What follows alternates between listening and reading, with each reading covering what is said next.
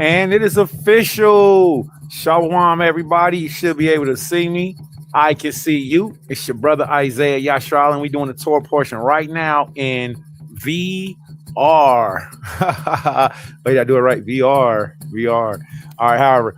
All right, so let's jump to it real quick. We got to get it while the Benathion are asleep. I am going to turn my cool camera off, but before I do, I'm going to say shalom, shalom. Make sure you like, subscribe, share, all those good things that Yasharala do. You know, call me Yasharala. All right, so, and outside of that, the scriptures tell us to the Jew first and then to the Gentile. So I will be doing universal teaching. ISUPK in the building. All right, so let's get it. So we're going to jump right to our screen share, and we're going to start with the book of Exodus. Put a 7 in the room if you can hear me okay. If it's too loud, put a 3 in the room, and I'll turn the music off. Or we can mute it. Now, my preference is to have it playing because I like Gadite music. Some people don't believe that these brothers and sisters are from the tribe of Gad. Some of them are $5 Indians, which I can confirm that. Yeah, some of them are $5 Indians. We can't do nothing about that. The curses are real. Call me Asherala. Exodus chapter 33. This week's Torah portion starts at Exodus chapter 33. All right, and then I want to give a super special shout out to my prince Zakaria. Shalom, Zakaria. Thawada for so much helping. All right, I appreciate you, baby brew. All right, you are truly my prince, man. Anyablakan, man. I love you. I love you all. All right, so Exodus chapter 33. We're gonna start at verse 1. Waya Amar al Masha. See. Thou sayest unto me, bring up this people, and thou hast not let me know whom thou wilt send with me. And yet thou hast said, I know thee by name, and thou hast also found grace in my sight. So starting right off, Masha is reminding Yahweh that Yahweh said, Masha, I'm going to use you. Masha, you're going to be my Torah teacher. All right, you're going to teach everybody. Okay. So what Masha did was Masha reminded the Most High, said, Yahweh, you told me that you would do this, and you chose me to be this teacher of this people. And since you did, I also don't have nobody that's going to be after me. Now, it's my time to go. It's my time to die. You said I have to go now. So since I have to go, can I have a teacher after me? I remember I did the same request when it was time for me to sit down from teaching from the Torah portion. They be like, oh, some people say, well, you never stop teaching. It's like fire shoved in my bones, but I did for a bit. Long story short, Exodus chapter 33, verse 13. And verse 12, Yahweh is being reminded, and it's okay for us to do that. If you don't think so, then please try it. Remind, taste and see how it's good. Remind him of his words. Now, therefore, I pray thee, if I have found grace in thy sight, show me now thy way. You see that? The way. I want to go to this real quick. Open our dandy tools. We're going to go to our interlinear, and we're going to scroll down to our Masoretic text in Hebrew and Ibaliyaf, which is the language of the children of the transatlantic slave trade. All right. Which, again, 123 nations have all agreed that the transatlantic slave trade is an abomination. Majority of those nations are in the East. If you go back and look at that, you'll see that those nations that are in the East primarily said slave trade was an abomination. The countries that are in the West, which are primarily the seeds of Esau, that we know of, all right, and it's just so clear, you know, they either didn't want to speak on it or said it was just blatantly like, nah, it was not bad. And America was one of those places. So out of those 123, I suggest people find a place to go in America. When you get your bread, start making plans to Exodus. The word for way is darak, darak, darak, darak. So when Masha said to Yahweh, show me thy darak, thy way, show me thy toward, show me thy journey. Ooh, my daughter Journey, her name is darak. I didn't know that. I got a whole Banaf, a whole daughter named Journey. Here we go, her name right here. All right, Darak, Shalom, Banaf, Darak. Look at this. Yahweh have made his Darak, his journey. All right, he set the 3 days Darak, journey, Darak. You have Dalap, Ra'ash, and Kap, palm of the hand.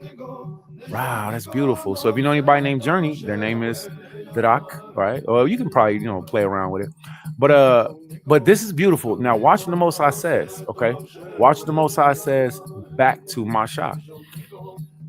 Now, therefore, I pray thee, if I have found grace in thy sight, show me now thy darak, that I may know thee, and I may find grace in thy sight and consider that this nation is thy people. And he said, look at this, my presence shall go with thee, and I will give thee rest. I love this. Let's go to our handy dandy interlinear. We're going to open up our Masoretic text.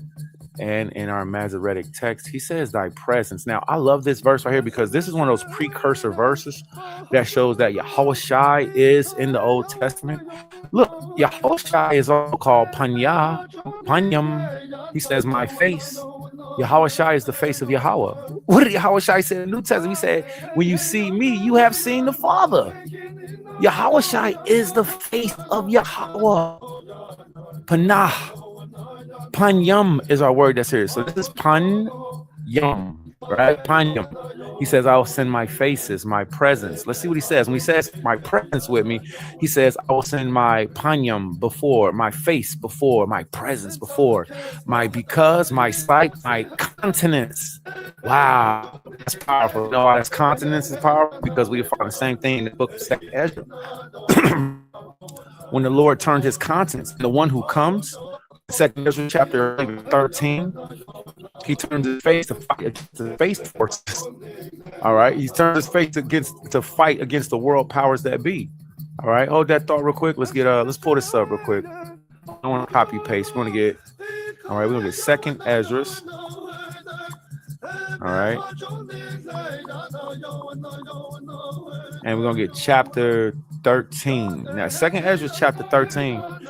Powerful because when I first read it, I was, one of my homies, hey, if you put a set in the room, let me know the sound is good and everything like that. All right, like, comment, subscribe, share, and also put a comment. Let me know that you can see the VR, so I know that you can see this. Like, I know you can see this. Right? So I know you can see this. Hey, what's happening? But when I switch screens, I go over to 2nd Ezra. I want to know that you can see this screen share over here. Can you see this screen share? Put a comment in the room for me. Let me know, because if you can't see it and I'm reading, I'm showing things, I don't want you to miss out. So whoever may see this video later, this is for you. All right. So make sure that you put a comment in the room. Let me know if you can see the screen share. If not, and again, this is our first time doing the Torah portion in VR. Well, I guess maybe like the second time. I don't know. Like, we played around with it before, because what we did was we did a video, and when we did the video, it was a painting. We were teaching the Torah in Hebrew. Now, if you're watching, like, subscribe, share. Y'all know I got like 7 friends on Facebook, something like that. You know what I'm saying? My Facebook crashed out. I got hacked. And then the ideals meal. And then after that, what had happened was my whatever. Long story short, if you don't mind, like, comment, subscribe, share. I need to know and make sure y'all can see this. Now, I know you can see this screen. It does no good if we're teaching and nobody's get a chance to see it also. All right. It's so whack whenever people don't teach the Torah, in my opinion. All right. That's only my opinion. Blood. All right. Hold on. I'm stacking too fast. They can't keep up with me. They can't keep up with me. Okay, so listen. If you like this, share it out so other people can hear the Torah portion. All right. Let's get to this. Put a comment in the room. Let me know if you can see the screen share. Okay. So this is what I want to make sure you all can see. All right. I want to make sure you can see. Okay, hallelujah. Hey, shalom. Hey, make sure you share out. Baba Kushal. We love you. We want to teach the Torah to the people. All right. Redeemers love everybody. All right. Call me Ashral. And remember, we will be doing a maintenance on. Now, hold on. This is what I want to know. Can you see this screen? If you can see this screen, I want you to type in what book, chapter, verse is this right here. Interaction class day. All right. What do I have up here?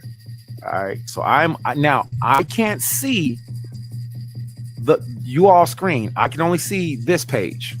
Okay. So you got to communicate with me so I can know what's going on. All right. So I want to know if you can see this.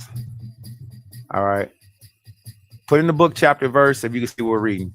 Now let's get back to it because I don't want to take up too. Now, if you can't, that means I have to change the options. Now let's change this, and let's say, first of all, when I first heard this verse, I was high. happy Passover, Feast of Unleavened Bread, and all this stuff. I was inebriated. I was intoxicated. I had some substance that were of earthly qualities and properties. And what it did was, when the brother that I was with in the truth, when we went through this verse together, he was like, "Hey, is that a UFO in the sky?" I was like, "What? Where?" We're far West Coast. Like, we're far. Pray for the West Coast. California's falling apart. Pray for the world. The world is on fire. You know what I'm saying? And like our beloved sister said to me earlier, our sister in the faith, our sister in Christ, she said to me earlier, she said, the world is on fire, it's like spiritually and physically. Physically it's falling apart, and spiritually, emotionally, people are going through all kind of things. Feast of Unleavened Bread, Passover. So, point of saying such to say is, we were on the far side of West Coast, and he was like, "You see, is that a UFO?" And I was like, "I think so. I think it might be a chariot." So he's like, "You know about when Christ come back with the chariots?" I was like, "Yeah." He's like, "You ever read it from Ezra?" I was like, "Nah." So he was like, "All right, bet. So come on, so let's do it. I'm gonna do the same thing with you, and I want to show you something." This is where Christ returns. Now, the funny part about it is, we're already seeing signs of Christ's return right now. 3-eye Atlas and what's going on in space right now are huge indicators, as we enlarge the screen, are huge indicators of Christ's return. Okay, 3-eye Atlas is, and 20 C, what is it? C Comet 2026 A1. We have what's called a sun crossing comet coming up soon. Okay, sun crossing comet may impact the sun. Right now, our planet is surrounded by comets. We'll talk about that another time if you want to. Please, let's do. This is what happens when Christ comes back. All right, this is what's going to happen. "And it came to pass after 7 days, I dreamed by night, and lo, there arose a wind from the sea." Pay attention to this. I've questioned elders on this. We read in Hebrew, when the scripture says, "And lo, there arose a wind from the sea," in your head, logically, you should say, well, that's going to be the ocean, or that's going to be the waters, right? Now, there arose a wind from the sea, that it moved all the waves thereof. And behold, and lo, and watch and listen. That's what that means. This is the word Shema right here in one sentence. Shema, Yashar Allah, Yahweh, Allah, Yahweh, Ahad. Remember, the word Shema means to hear and do. So you'll see this pattern all throughout the Bible. You know what I'm saying? Watch and listen, hear, you know what I'm saying, and observe. So that's the code word Shema hidden in the scriptures for you, Yasharallah. So watch this. "And I beheld, and lo, that man waxed strong with the thousands of heaven. And when he turned his countenance to look, all things trembled that were seen unto him." That's a problem. Let's go to scripture, because we were already in our Torah portion reading. That word that's there is panya. Can everybody see this? Now put a 7 in the room, because I just switched the screen. I can't see if you can see what I'm seeing. I'm looking at. So the word that's here is panya. Does everybody see that? All right. 7. That part. Let's get it. All praise. All right. Shalom. Shalom. Confirm to me when I'm sharing screens. You can see the screen share. Baba Kusha. I'm gonna do y'all like Soraya be doing me. Soraya be like, "Baba Kusha, Abba, Baba Kusha." She be straight like, "Baba Kusha, Abba, Baba Kusha." She does this, like she's watched me, so she'll do like this, "Baba Kusha, Abba."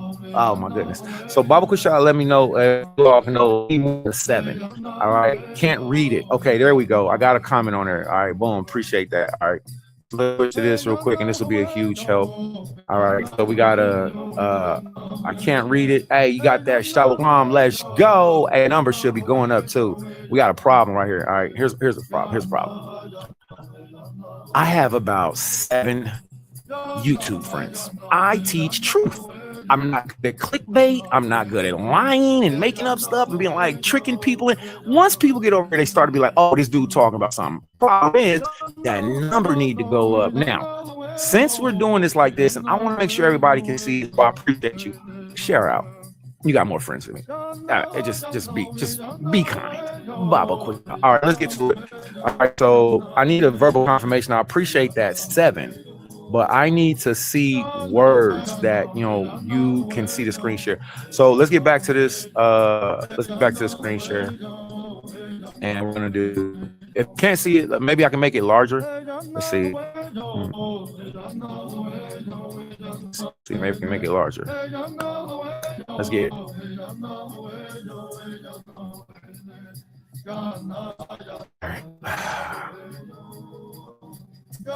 Appreciate that. Thank you for that confirmation. All right, let's get it. Let's get back to the screen share. All right. Boom.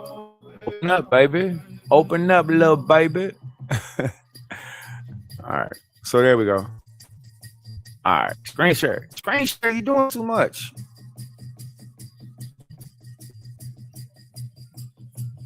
All right, there we go. All right, so second Ezra, this is where we are at 13. Again, the coming of Christ, absolutely terrifying. All right, and lo, there arose a wind from the sea, and it moved all the waves thereof. And behold, and lo, a man waxed strong with the thousands of heaven. So we're seeing these UFOs, these chariots increasing all over the world. We're seeing fireballs falling from the sky coming into earth. But the problem is that these fireballs are specifically directing towards the United States. It's happening all around the world. I'm not making this up. I'm telling y'all, I can show y'all the charts. I can show you the graphs. So-called fireballs are, and they're doing now. Here's the problem.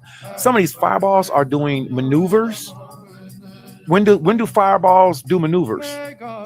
Let's get this. And behold, and lo, that man waxed strong with the thousands of heaven. And when he turned his countenance to look, all things trembled that were seen under him. For those who don't know the word countenance, it means face. Okay. So the word countenance literally specifically means the face, the head, the ra'ash. All right. The beginning. All right. When you start off your body, it starts with your head. The day begins with the head. All right, let's put this in here real quick. I'll just play around with this because we're learning. All right, then we're gonna do and salute to the Light of Zion, man. I saw a beautiful video from the Light of Zion this morning, and it just blessed me. I was like, oh, that's what's up. I'm so happy to see Israelites teaching ETOMOL.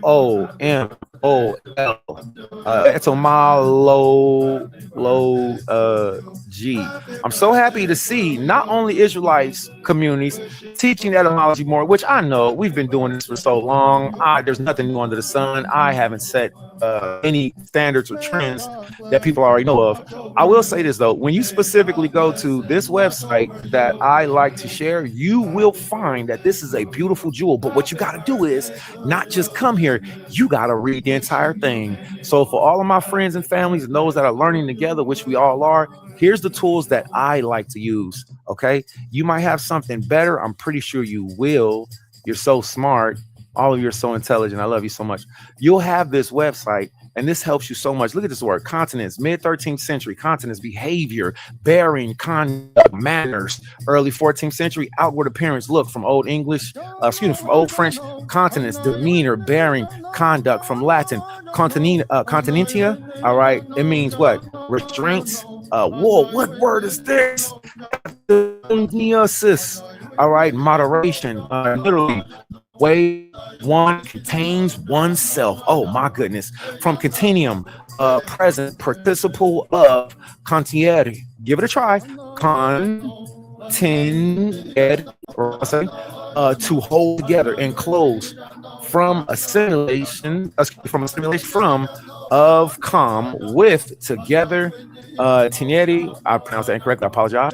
To hold. All right. Pi root 10 to stretch, meaning evolved in late Middle English from appearance to facial expression. All right. Betraying or expressing a state of mind to the face itself. Hence, also figuratively, aspect imparted to anything. Also, formerly controlled behavior, self-control, composure in Chaucer. To catch continence is to gain self-control in late middle, etc. All right, English, and also means the outward shown pretense. Outward shown pretense. Point of saying such as say what? Did we learn anything? We absolutely did.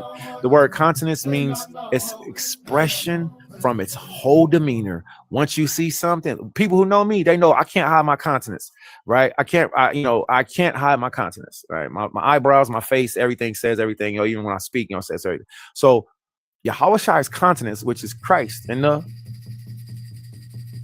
Old Testament and the New Testament, Yahushai's countenance, when he is seen, when he comes back, and this is what we're looking at. Well, Yahushai's countenance. Now remember, when we say Yahushai, we're talking about who the world ignorantly and sometimes accidentally calls Jesus. Because why? We know he was a black man who was murdered by the Roman centurions. This is already documented in history. The Hebrews that live in Cincinnati and worldwide really are the descendants of the slave trade. So this is a black man with red eyes, woolly hair, white woolly hair, power emitting from him. And the scripture says, all things trembled that were seen under him. Yeah. Woe to those who really looking for the day of the coming of the Lord. For the day of the coming of the Lord is darkness. It's a terrifying day. And behold, that man waxed chazak, strong, with thousands of heavens. One man came out of the waters. See, it don't say Yahushua came from the sky in this verse. It says he came from the sea. And in case y'all don't know, these chariots that are coming up from the waters that are in the heavens, they're going down into the waters that are on the earth, which is called the sea. Yeah, it's real out here. It's welcome to 2026, and it's going to get even crazier. We are in the Feast of Unleavened Bread, and everybody's rejoicing and being happy and eating and stuff, but they're not really paying attention to this chain of volcanoes that's going off around the world. Not really paying attention that right now we are in a solar mass ejection storm. We are in a pattern of storms that the sun is turning in circles, and while it's turning in circles, it's throwing out fiery vapors at us violently. But Shabbat Shalom, Pesach Shalom, let's keep learning. Yahushua is coming back. That's the point, right? Now look at this. And whensoever the voice went out of his mouth, all they burned that heard his voice. Does that sound like a happy day when Christ returns? Does that sound like water and flood? No, that sounds like fire, just like the Hopi tribe. HOP prophecies. Just like we're listening to Gadite music right now. We're listening to Kevin Yazzie. I don't own the rights to any of his music. I hope Kevin Yazzie gets all his props. Y'all go to his channel, his chat. Look, here it is. This album is called Love, Kevin Yazzie. Kevin Yazzie. All right, songs of the Native American Church. This is how it rocks. This is how it gets down. All right. It goes back and forth. He's speaking in his native tongue, which is Hebrew. Goes into English. He says Yahweh all through his songs. And Negroes is out here listening to trash. I don't get it. I'm cool. And whensoever the voice went out of his mouth, all they burned that heard his voice, like as the earth faileth when it feeleth the fire. When Yahushua comes back and he speaks, coming out of the waters, and the mirrors is coming out of the sky from the heavens, it's going to be a dull and there's nowhere to run. Everybody will be terrified. Everybody will be terrified. Nobody the way. Finish reading this because this is terrifying. When we go back to the Torah portion, our Torah portion is the Exodus chapter 33. If you like this, put a 7-room, tell me what kind of fix the audio, whatever, you know what I'm saying? All right. Kwame Asherala, all right. And whensoever the voice went out of his mouth, all they burned that heard his voice, like as the earth faileth when it filleth the fire. And after this I beheld, and lo, there was gathered together a multitude of men out of the number of the four winds of heaven to subdue that man that came out of the sea. Twice. It didn't say from the sky. Look at this. Winds arose from the sea. From the sea. We read this in Ibadiaf. I went back and looked at it in Hebrew. Salute to the spirit and the elders. Zakwan Karat Za'ala. Zakwan, he spent so much time with everybody teaching him Ibadiaf, teaching him Hebrew. I cannot stand for somebody standing by and speaking against the Paleo Hebrew Lashwan Kodash, which is an Abjad language, which means it's spoken primarily in consonants. From the sea, it says Yahushua came. The word mayam. Don't talk to me. Moim, we going to get the moim. I don't care. I hear you. Fine. Whatever. Mayam. From out of the mayam. Water. Would you like some water? Mayam is baby talk. Yahushua came from out of the sea. The people from around the world are going to try to subdue him. Does that even make sense? Does that even make sense? This is the world that we're living in right now. Don't y'all know that there's a military space force that Donald Trump is in charge of? And right now, you can sign up with them and get you a brand new PT Cruiser, I guess. I don't know what they get. A Dodge Charger, whatever. They're giving away houses and college grants. I don't know. Go and sign up for the military and go think you're going to war against Christ. You dead. You're going to doo-doo on yourself. They're going to have a gun to your head and you're going to be standing in front of your Hawashai and you're going to be like, you better fight because you signed up, soldier. I can prove to you that they did this in the past. His name was Caligula. And Caligula made his soldiers go to war with the ocean until they drowned. That's what they about to do. And after this, I beheld, and lo, there gathered together a multitude of men out of number of the four winds, out of number of four winds of heaven to what? Subdue that man that came out of the sea. But I beheld, and lo, listen. I beheld, which means I watched, and lo, listen. He had graved himself a great mountain and flew up upon it. But I would have seen the region or place whereout the hill was graven, and I could not. And after this I beheld, and lo, they which were gathered together to subdue him were sore afraid, and yet durst fight. Let me explain. The way that this narrative is absolutely beautiful. So you got crazy people that signed up for the military. Salute to all you military cats. Y'all about to get re-enlisted. Some of y'all retired just to get pulled back in the game. They're gonna be like, Corporal Major Brigham's Yasharala. Yeah, you're gonna have to come in with that. They're gonna be trying to get our children to go to war against Christ. Do y'all understand this? This is biblically prophesied, and Trump has already started the draft. You black people better watch out, man. You so-called Negroes, Cubans, North American Indians, Haitians from the tribe of Lauya, Levi, you better know what's going on. So the intermission, I apologize for that, but watch what happened. The people came to fight against him.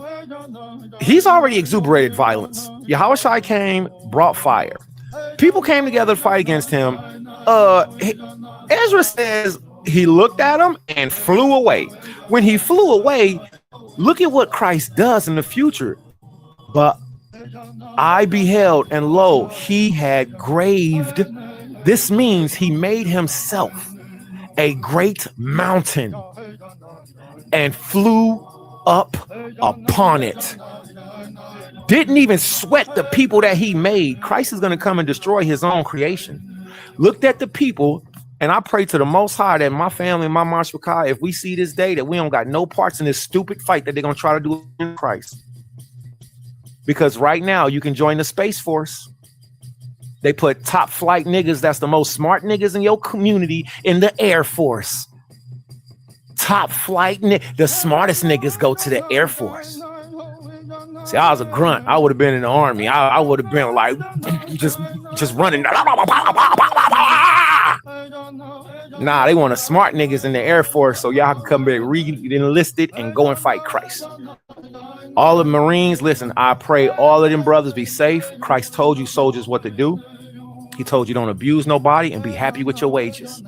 All right, y'all got a serious decision which y'all gonna make coming up soon, because your president Trump is not standing down, and he's already said that he has been put in position to light the fires of the coming of Christ. Did y'all know that? Did y'all know that? Look it up yourselves. President Trump has his military officials telling their officers that he is being used by God to start the war in Jerusalem to bring back Christ. Did you know that? Let's get this. But I beheld, and lo, he graved himself a great mountain and flew upon it. But I would have region or place. The hill was graven, and I could not. I'm telling you all to this day that this place and this new hill that he graven up is where New Jerusalem is going to be. If somebody says, "What you got? How you gonna do that?" Just talk to me about it. Let's find out. Where do you say it's going to be? New Jerusalem has to be in a place that's never been sold. That's no blood has been shed. No animals have ever been tilled there. It has to be a virgin place. So Ezra was allowed to know where this location is, but guess what? Ezra was allowed to see it. Go to Ezra chapter 19, 2nd Ezra chapter 19, go to verse chapter 20. Ezra was allowed to see New Jerusalem because he was terrified by all these things. So the Most High comforted him. Let's read on. Verse 8, and after this I beheld, and lo, all they which were gathered together to subdue him were sore afraid, and yet durst fight. And lo, as he saw the violence of the multitude that came, he neither lifted up his hand, nor held sword, nor any instrument of war. But only I saw that he sent out of his mouth, as it had been a blast of fire, and out of his lips a flaming breath, and out of his tongue he cast out sparks and tempest, and they were all mixed together. The blast of fire, the flaming breath, and tempest fell with violence upon the multitude which was prepared to fight, and burned them up every one, so that upon a sudden of an innumerable multitude nothing was to be perceived, but only dust and the smell of smoke.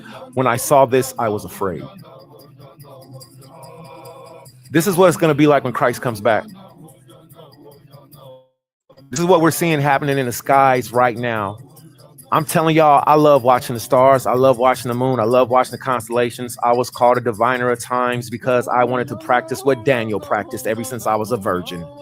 And then when I found out I was a Hebrew Israelite, and I said, wow, the Father showed. Well, I'm actually not a Hebrew Israelite because the word Hebrew Israelite is nowhere in the Bible. Yahweh called us the Yelidium of Yasharallah. He called us Ban Yasharallah. He said, Moses, go and tell Banya Yasharallah. You won't find one verse where he said, Moses, go and tell the Hebrew Israelites. So therefore, I can say black Hebrew Israelites all I want because that's not in the scriptures. I can call them cats who do those things they do black Hebrew Israelites. The Most High called us Banya Yasharallah. Facts. Let's get back to this. I want everybody to pay attention to this. Everything that's in this is violence. Nothing in this is peaceful. Nothing in this is butterflies, rainbow, and a white man with his shirt off and a six-pack ab and long flowing brown hair riding on a unicorn with rainbows coming out of the unicorn's tail, and he's going to be handing out flowers and Skittles. That's not happening. That's not happening. It's going to be a very scary Negro with black eyes. With red eyes and jet black skin. Black skin. Fine bronze if he burned in the furnace. I can't say how bronze or brown or black that is. Let me be careful how the description has been given in the Bible multiple times. Daniel chapter 10 and Revelations. Revelations 1. Started at 14. Started verse 1. So the prophecy has been given about what his description is and what it's going to be like when he comes back. This is terrifying. Everything about this is violence. He says, I saw violence of the multitude that came. When he saw violence to the multitude that came. Now watch this. Yahushua didn't lift up his hand, nor a sword, or any instrument of war. That's a gun, a crossbow. He didn't blow a bubble. He didn't throw a rock. He didn't pick up a straw and put a spit wad in and say, Tui. These people are going to be terrified and still going to try to fight against Christ. This is what they're establishing. He says, but only I saw that he's. Now watch how this is put together. Blast is not gentle. Fire doesn't tickle. Flaming is not inactive. Flaming is currently, and it's current, ing. Breath out of his tongue. I just breathed, right? Now, here's the other word, cast. If you cast, are you just like laying it down? No, you're shooting it forward. Sparks. Tempests are very strong winds that can knock over houses, buildings. This is thermonuclear destruction. Listen, when people be talking about ICBM missiles and listen, I'm not afraid of the white man or the Arab or the East Indian or any other culture destroying the world by destruction. It will be Christ that will be bringing destruction by him and by none other, if that makes sense. All right. Starting to get a glitch. Hold on. I think I might be teaching longer than my VR can handle. All right. So here's the problem. They were all mixed together. The blast of fire, the flaming breath, the great tempest, and fell with violence upon the multitude. Now, here's the funny part. Check this out. He says prepared. See, when you're prepared to fight, you didn't get a chance to fight is the problem. When you came to the fight and you thought you was going to talk crazy, you was prepared, but you didn't know that that person was a secret martial artist. Me, I'm not a martial artist. I like to talk about it. I'm a goofball. I can't fight. I can't fight my way out of paper bag. I ain't stole nothing from nobody. I ain't beat up nobody. I ain't did nobody nothing wrong. I don't want to hurt. Don't nobody hurt me. I'm not him. Go and find a martial artist and pick on him. Watch this. If a person goes and is prepared to fight and they come into a fight with a real boxer, like Cincinnati is blessed with so many people with hands. The women got hands in Cincinnati. Everybody's a boxer here. God bless Yahweh, bless Cincinnati. It's full of Hebrew Israelites. I love this city. I love Jerusalem first. Cincinnati reminds me of every place that I've ever lived in around the world. It's like so multicultural. You can come and be prepared to fight and get knocked out in a heartbeat. And this is what's going to happen. They're prepared to fight. They got we've got the strongest weapons. We've got the discomforter. We got a weapon. It'll discomfort you. Whatever. They were prepared to fight. But the face of Yahweh, booyah. See how we brought it all back together? The face, panya, if you was watching earlier. Panya is the Hebrew word that's face. So now we go back to the Torah portion and we see that Yahweh Shai, man, give a non-Messianic the business. Give them the medicine. Give an unbeliever the medicine and show them that Christ is everywhere in the Old Testament. Here we go right here. Who the world ignorantly and sometimes accidentally calls Jesus Christ. This is what Yahweh said. And he said, my presence shall go with thee. So at the time when Masha was leading us, African Americans, blacks, us Hebrews, us colored, whatever you want to call us, when Yahweh was leading us out of captivity and Masha was about to die, Masha said, who will you send with me? Now check this out. Salute to Elder Ephraim. I love you, Apodium. It's your time to shine. Elder E, guess what? This week's Torah portion, here you go. The next up in line after Levi was Ephraim to rule as a king over the 12 tribes of Israel. Because the one that was brought up under Moses, guess what? He was from the tribe of Ephraim. So salute to you, Elder E. I pray that Yahweh bless your ministry as an international ministry, you know, and bring many to Yahweh. You can't make this stuff up. I've been building with this brother all this, you know, these years. And hey, here's an Ephraimite in the Torah portion. And he begins leading our nation. Exodus chapter 33, verse 14. And he said, my presence will go with thee. Why did we do all that? Because the word presence right here, it means the face of God. It means panya. And then when we went to second Esdras, we seen that the panya, the face of Yahweh, the presence, his countenance is who's coming back. So Yahweh Shai was sent to be with us. My presence shall go forth with thee, and I will give thee rest. And he said unto him, if thy presence go not with me, carry us not up hence. Wow. For wherein, or in other words, why? How, my bad, slugger, for how, for wherein shall it be known here that I and thy people have found grace in thy sight? Is it not that thou goest with us? So shall we be separated, I and thy people, from all the people that are upon the face of the earth. This is what makes us different. Our Allahaya, our God is with us. Verse 17, why Yahweh, see that? And Yahweh, it's all capital. Look, let's go here.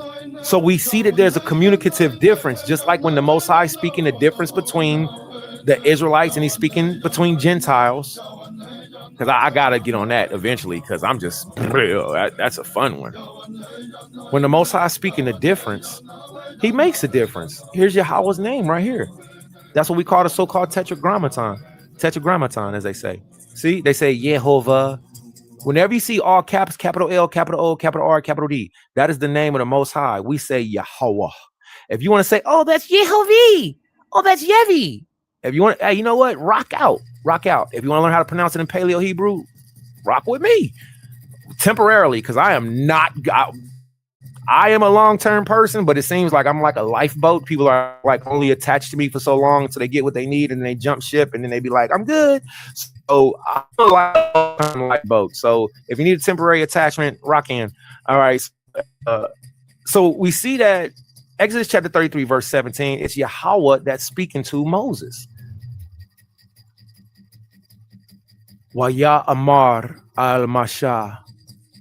And Yahweh said unto Moses, I will do this thing also thou hast spoken, for thou hast done grace in my sight, and I know thee by name. You know what's funny about this? I bet the majority of y'all don't know Moses' name. I bet the majority. Now, look, that's not a bad thing. This is just a funny thing. His name wasn't Moses. His name wasn't Moses. Moses was his title. His father and his mother. Moses had like 5 names. That's a whole nother thing. The Most High says, I know thee by name. And I want to let you all know too, Yahweh knows you by name. Verse 18. And he said, I beseech thee, show me thy glory. And he, Allah Yahweh, said, Yahweh, I will make all my goodness pass before thee. This is another sign of Yahweh Shai. See, and I will proclaim the name of Yahweh before thee, and will be gracious to whom I will be gracious, and show mercy on whom I will show mercy. Let me share this with you right quick. I know a lot of Israelites are having problems because I'm watching their brains as one of my as I knew somebody once said to me. I'm watching Hebrew Israelites short circuit. Their brains are short circuiting. They can't get past a 60-year-old doctrine that they could. As far as I was taught, listen, I understand that, but we continued reading. The Most High said, and I will be gracious to whom I will be gracious. This includes anybody. So get it out your mind that Yahweh is only gracious towards Yashar Allah. He's shown grace toward the world. He showed, when I say the worlds, don't get me talking about Zepho. Zepho was a bad white boy. He was the Conan barbarian and he hated Hebrews. Well, he was a Hebrew himself, so I apologize. He hated Yashar Allah. Why? Because Joseph had him in slavery, pushing a wheel. So with that being said, Zepho was a bad white boy, but he prayed to Yahweh and Yahweh gave him grace and gave him favor to win his wars. Don't get me started. Let's stick to the script. The Most High checks Moses and checks everybody before we're even born. He says, and I will make my goodness pass before thee. And we're going to see that. And I will proclaim the name of Yahweh before thee. And I will be gracious to whom I will be gracious. Not who these Negroes think the Most High like and don't like. Stop it. Your opinion don't apply here. The Bible trumps your opinion. All right. I know it's a Gentile somewhere over there reeling in their chair like, thank you, brother. The Lord be gracious to me too. Right? Yeah, you're right. And I will be gracious to whom I will be gracious, and I will show mercy to whom I will show mercy. And he said, thou cannot see my face, for there shall no man see me and live. And Yahweh, see, we see it again, all capital. So this is how we know it's the Most High. And Yahweh said, behold, this is a place by me, and thou shalt stand by a rock. Now, before we get into this, when we finish this last chapter, if you are a person who speaks Paleo Hebrew, if you know the language, will you please show extra credit today? And in the room, will you type Kalashara Dabadi Hawa Na Aisha Wana Shemai? Please, Baba Kusha. When we finish our chapters of each reading of the law, you see how we're reading the book of Exodus right now? We're only going to read Exodus for a little bit. We have Exodus chapter 33, and we're going to stop at chapter 34, verse 26. See, that's all we're reading. Whoever chose to not read this week's Torah portion is a straight lame. You know why? Because it's super short. It's super short. The way that the Torah portions work is they go in patterns from maturity level also. So you'll have a person that's inexperienced read this. Well, not just inexperienced. I shouldn't say that. An experienced person should read it. But, you know, a person that gets this Torah portion is like, yo, look, that's all I read. I just read 14 verses. These dudes be punking out on everything. I watch women punk out of relationships and marriages, and I watch dudes punk out of teaching and being consistent in friendship. It's ridiculous. And if you continue going, what you'll be like is like, man, that wasn't even that hard. It looks ridiculous how people just don't continue. This week's Torah portion, it ain't even a whole chapter. It's literally 14. Yo, man, this is hilarious. Yo, the water Yahweh. Let's finish up. So when we finish our Torah portion chapter verses, now, even though we're using this website is not our only main primary source. This website came out after our elders had already presented books to me specifically. I have written out books of the Torah portion before this website was invented. Okay. But this website is very good and it's helpful. So since this website is helpful, we use it for other people. So you can come to it too. All right. I like to share things. I like people to know things. Hey, Shalom. His name. Hey, Shalom, and his name is Isaiah. Hey, Shalom, man. Yeah, how Shalom? Yeah, Con, yeah, Shalom. All right, let me get back over here. Make sure y'all share out so we can finish this Torah portion. We got a little bit of time because the babies is resting, and we got big boy Zakaria. I love you, King. Thank you for helping with the children, the Pitney, your brother, your sister. I seen Zakaria be the best big brother ever, man. Like I got to watch him be an awesome big brother, man. That's so cool. All right, so when we finish this week's Torah portion reading, we're gonna say, all that the Lord has said will we do and hear. Okay. Now, let's finish the Torah portion, and we're finishing up Exodus chapter 33, verse 22. And it shall come to pass while my glory. Oh, wait, I apologize. Verse 21. While Ya'amar and Yahweh said, behold, there is a place by me, and thou shalt stand upon a rock. I want to let you all know that this cave, the cave of Moses, has been used in the scriptures multiple times. Exodus chapter 33, verse 22. And it shall come to pass while my glory passeth by. Yahweh didn't say him himself. And this is why I'm telling you, non-messianics and people that are Old Testament only, you know, I'm not coming against them to the degree of like, yo, I'm just banging on them. But my question is, how are you OT only and you read Hebrew and you see Yahushua in the Old Testament everywhere? He's the face of Yahweh. He's the voice of Yahweh. He's the glory of Yahweh. He didn't say he's Yahweh himself. And it's just so fun. And it shall come to pass while my glory passeth by that I will put thee in a cleft of the rock, and I will cover thee with my hand. With my hand while I pass by, and I will take away my hand, and thou shalt see my back parts, but my face shall not be seen. Repeat after me. Kala Shara, Debar Yahweh, Na Aisha, Wa Shamai. That Yahweh has said, will we do and hear. Hallelujah. Give yourself a pat on the back and a round of applause. Your spirit has officially spoken your native tongue. I have learned so much in this Hebrew Israelite walk, being a Yeladim Yasharala, being a part of so many beautiful, blessed things. I believe being dejected is probably wasn't the best thing that happened to me, but one of the best things that happened for me. It's like prison.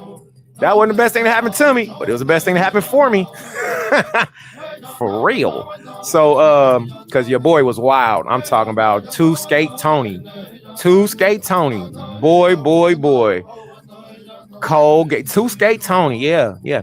So let's get back to this real quick. So we're in the book of Exodus chapter 34, and we're going to finish our verse at verse 26. But y'all know me, we'll probably keep reading past. I don't know. Exodus chapter 34, and we're going to start at verse Achad. All right. Exodus chapter 34, verse Achad. Wayah Amar al Masha. And Yahweh said unto Moses, hewn thee 2 tables of stone like the first, and I will write upon these tables the words that were in the first tables, which thou breakest. Pause. Everybody see this right here? If you know what this symbol is, tell me what this symbol is. If you know what this symbol is, don't tell me. Teach somebody else in our class. Welcome to the synagogue. What is this symbol? If you know what this symbol is and what it means, tell us. Because those who are learning how to read their 1611 King James Bibles, they're going to want to know this. Also, those who are just, literary, they love literature. You're going to want to know what the symbol is. I don't want to give the answer because it'll take away from the class and I'll start teaching. Somebody teach somebody else. Why is this symbol in our Bible? It's right here at verse 1. We're going to scroll down. This symbol is right here in verse 4. We're going to scroll down. This blind P, this backwards P is in verse 5. If we scroll down, it's in verse 8. Why is that here in my Bible? Black people need to know. Verse 10. Why didn't the intellectuals teach us this? Why is it only in verse 17 and 18? Why is it not 16? And you'll see why in a moment. Somebody please give the answer. I don't want to give the answer because I don't want to take away from what we're reading. Exodus chapter 34 and verse 1. And Yahweh said unto Moses, hew thee 2 tables of stone like the first, like unto the first, and I will write upon it these tables the words that were in the first tables which thou breakest. So don't let nobody tell you that the law of the Most High was written by a man. The law of Yahweh was written by him. He wrote the law, statutes, commandments. Masha broke the first ones. And why did he break the first ones? Because Israel was tripping and he threw a temper tantrum. Masha had a bad temper. He was meek. But oh, don't forget, he was also a killer.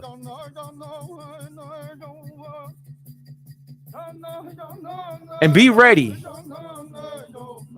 in the morning and come up in the morning unto Mount Sinai and present thyself there to me in the top of the mount, and no man shall come up with thee, neither let any man be seen throughout all the mounts, neither let the flocks nor the herds feed before that mount.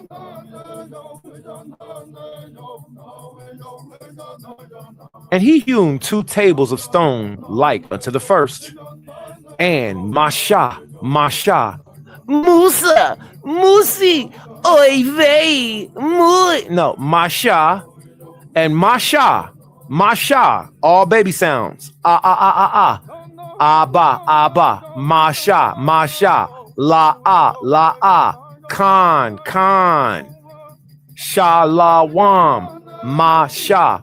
And Masha rose up early in the morning and went up unto Mount Sinai, as Yahweh had commanded. As Yahweh had commanded him. And he took in his hand the 2 tables of stone. Now, let me say this. Masha Moses had to be brolic. Moses had to be beastie. In case you haven't seen what Mount Sinai looks like, let's go to I got to figure out a better way of doing this. All right. But we're learning and we're going to pick this up. Check this out. You Google, right? Ain't that funny? Right. You Google, right? Look at this.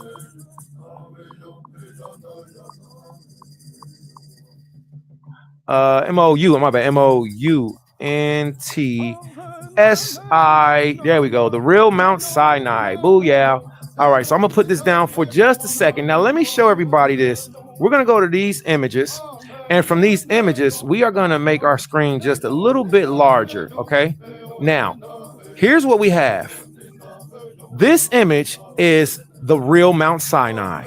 This is the real Mount Sinai. This is the split rock that Yahweh made millions of gallons of water pour out of. Yeah, that's the real one. The problem that we have here is that people don't believe that these events happen, but the Father is so beastie that before we were even born, he proved the atheists wrong. He's amazing. So watch this. Let's look at Mount Sinai first. Now, when we go to this image, the top of this mountain is not a shadow. This isn't a shadow. This isn't a shadow. This isn't a shadow. This is a burnt mountain region. The real Mount Sinai is found in America. I know some of y'all just got excited. It was like, was he about to say America? No, I was not. The real, I was about to say Arabia. I apologize. I was about to say Arabia. Now, our imagery that we have, the Israelites at Mount Sinai, right now, this isn't a drawing. This is an engraving. This is what's called a plate. All right. So images were made by copper plates, and those copper plates were they gave the artist permission to be very detailed. So whenever I'm doing cartography, I like to study copper plates. Whenever I'm studying astronomy, I like to look at copper plates. And the one book that you can find those in is the book Encyclopedia Britannica edition, the first. Okay. So let's look at this real quick. So I love sharing information. So what we're looking at is a sea of people. This is not just Israel only. This is Israel and Gentiles. This is to the Jew first and then to the Gentile. See, there's bounds. Yeah, I like to study. There's bounds that set around Mount Sinai. That's why you see here. Let me see if I can zoom in for you. That's why you see this fence that's going around. These are the bounds that set around. See, let's scroll over just a little bit. Sock it to me, sock it to me, sock it to me, sock it to me. So when we read the scripture and Yahweh said, put a boundary around, because nobody was supposed to touch this mountain, which Mount Sinai to this day is still in Arabia. It is still huge. It is still currently left with a black marker. Now, as you can see all the way down, this is why I like graven plates, because you can do stuff like this. You can zoom in, PLATS, and then a lot of them are called, they're copper or, anywho, let's get back to it. So you can see the first or the beginning, and you see the people coming all the way back. It's a sea of people. See? And don't forget, please don't be illiterate, Israel. There was Gentiles when the Most High gave us the 10 commandments. When he gave us the 613 commandments, the Gentiles were there. They were in the back. So that's why you have the sea of people in the back. All right. The mixed multitude. All right. Now, this is why I really love this image, because I believe this might have been me. Why do I say this might have been me? Look at his garment. But hold on. Check out his skateboard. Y'all can't tell me this wouldn't have been me. I would have been skateboarding like you.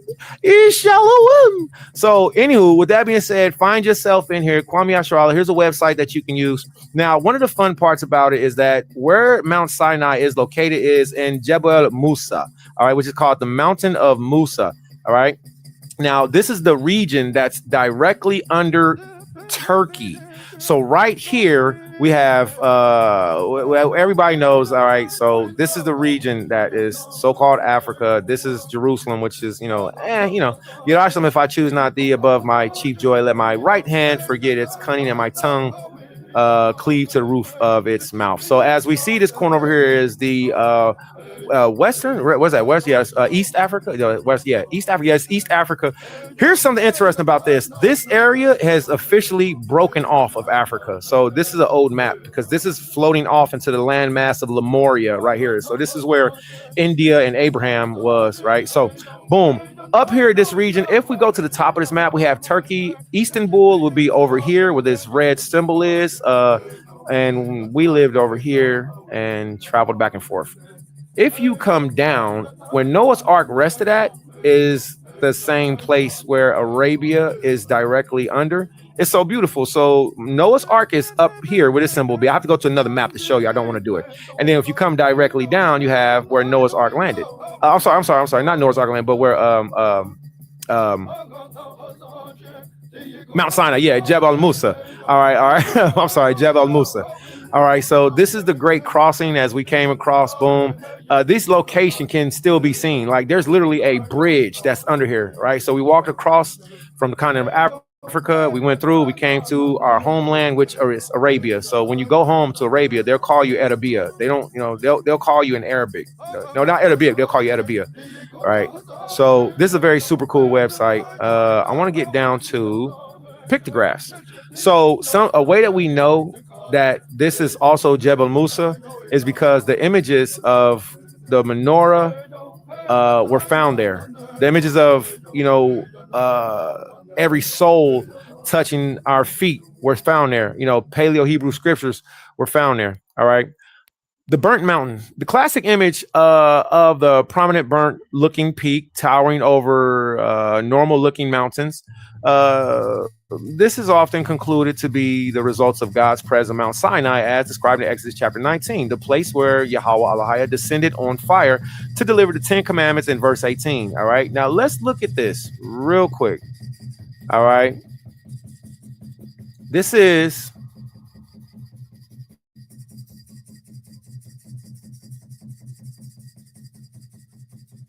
the peak of Jabal.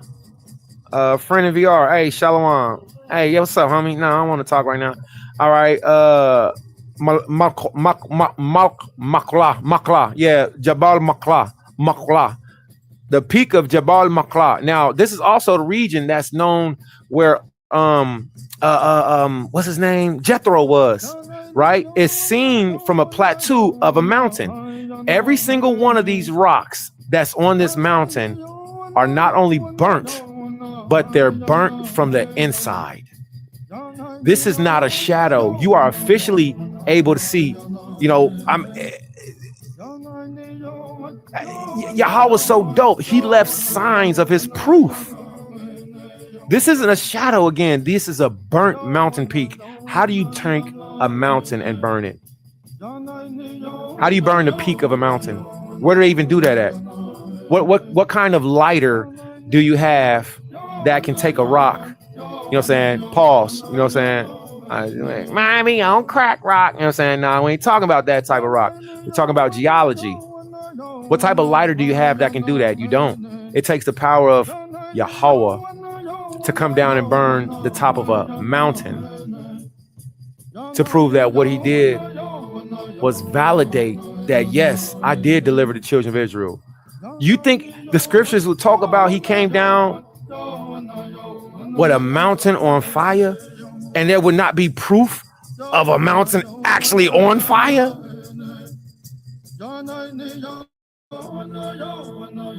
So, all praise Yahweh B'Shem Mashiach Yahushua. I'm gonna go ahead and end this, and I'll jump in with another one. I gotta check on the Pitney Dim. If you liked it, put a 7 in the room. All right. Kwame Yasharali, Yabra Kwame B'Shem Mashiach Yahushua. Right. All right. All praise. All right. So, Torah portion. Let's get back to it. Exodus chapter 34, verse 5.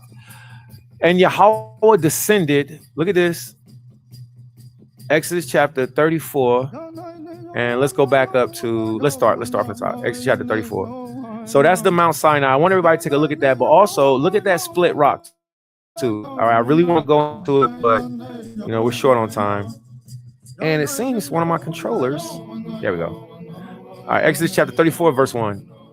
Waya Amar al Masha, and Paul said unto Moses, hewn thee 2 tables of stone like unto the first, and I will write upon these tables the words which were in the first tables which thou breakest, and be ready in the morning, and come up in the morning unto Mount Sinai, and present thyself there to me in the top of the mount, and no man shall come up with thee, neither let any man be seen throughout all the mount, neither let the flocks nor herds feed before that mount. And he hewn 2 tables of stone like unto the first, and Masha rose up early in the morning and went up unto the Mount Sinai as Yahweh had commanded him, and took in his hand the 2 tables of stone, and Yahweh descended. Look at this. Did anybody ever get an answer to what that is? All right. If you didn't get an answer, I'll tell you right now. If you did get an answer, thanks for who you are, for what you do. It's called a pill crow. It's called a pill crow or a blind P or a backwards P. It lets you know when the subject matter of a verse is about to change. That's why you'll have it right here, because verse 5, 6, and 7 are all going to be of this is what happened. And then verse 8, 9, and then what had happened. What these is called what had happened was. These are called what had happened was. That's exactly what these pill crows are. These are called, and what had happened was, and then you read 10, 11, 12, 13, 14, 15, 16, 17. And then what had happened was verse 9. You see what I'm saying? So those are what pill crows are called. Those are called blind peas or backward peas. So you can see the subject matter is about to change. All right. These are, what do you call them? Paragraph markers also. All right, so let's go ahead and go to it. So let's find out what did the Most High do, because this is exciting. Yay, Kwame Asharala, yay. And Yahweh descended in the cloud. Now, let me read that again. And Yahweh descended in the cloud. Wait a minute. Hold on. I really want to talk to y'all about AEPs, UFOs, chariots in the Bible, how clouds are not being normal right now. I think Jordan Peele is an alien. I think Jordan Peele is I don't think he's from Earth. He did that movie, and now, like almost immediately after, we've been having chariots, coming out in the form of clouds and all kind of weird stuff. But let's get back to this. And Yahweh descended in the cloud and stood with him, stood with him there and proclaimed the name of Yahweh. And Yahweh passed by before him and proclaimed Yahweh. Yahweh Alahaya, merciful and gracious, long-suffering and abundant in goodness and truth, keeping mercy for thousands, forgiving iniquity and transgression and sin, and that will by no means clear the guilty, visiting the iniquity of the fathers upon the children and upon the children's children unto the third and to the fourth generation. You see the pill crow right there? So all of that, somebody should take that, and you can make this into one plaque. These three verses. You can take this and make this to one plaque and remember what Yahweh said. This is the decree, right? And then when you get down to verse 8, what happened? And Masha, Moses made haste and bowed his head toward the earth and worshipped. And he said, if now I have found grace in thy sight, O Alahaya, let my Alahaya, I pray thee, go amongst us, for it is a stiff-necked people, and pardon our iniquity and our sin, and take us for thine inheritance. And he said, behold, I make a covenant before all thy people. I will do marvels such as have not been done in all the earth, nor in any nation, and all the people among which thou art shall see the work of Yahweh, for it is a terrible thing that I will do with thee. Pause. I'm sorry. This sounds like a threat. Now, it doesn't. Please don't take what I'm saying wrong. Okay, well, when I hear this verse right here, it says to me personally, God is going to do something in front of everybody, because he says what? And look at the top. He says right here, and behold, I make a covenant before all the people of the earth. I'm sorry. I once heard somebody say that God never made a covenant with anybody else. Look, the reality of it is the Most High said he would make a covenant with all thy people. I will do marvels such as have not been seen in all the earth, nor in any nation. Look at what he says. And all the people which thou art, which are all the people amongst which thou art, will see the work of Yahweh, for it is a terrible thing that I will do with thee. Now, where'd the blessed part come in? And I'm going to do something awesome. See, he did something awesome. We broke his heart, and unfortunately, a lot of you didn't go back and read last week's Torah portion. In last week's Torah portion, we provoked Moses and the Most High to jealousy and anger by having what I can only describe as bucket naked fun in front of the Gentiles while we were worshiping Apis, the Egyptian bull god that Aaron had us give him our jewelry for so he can make. And then he said, I didn't do it. Look, Moses, these people gave me their stuff. I put it in the fire and the cow walked out. What you want me to do, Moses? That is the craziest lie ever outside of other stuff. Aaron said, they gave me their jewelry. I put it in the fire and there you have it. We angered the Most High. Not only did we anger him, we angered Moses so bad that he had got 2 pieces of tablet that the Most High wrote his name with his hand. He even wrote his name on, you know what I'm saying? Love Yahweh with all your heart, your soul, right? And then when Masha came down, he broke it. Last week, in last week's Torah portion, it would make so much sense if you understood that in order to understand this week's Torah portion. But also to understand where we're going in the future, because this Torah portion is also leading into the Feast of Unleavened Bread and prophecies of Christ's return, which also lines up with what's happening in space. It lines up with what's happening in Earth. It lines up with what's the Earth is not flat. The Earth is a sphere. That is one of my that is one of my funnest conversations ever. Let's get back into this real quick. If you believe the earth is flat, put a 7 in the room.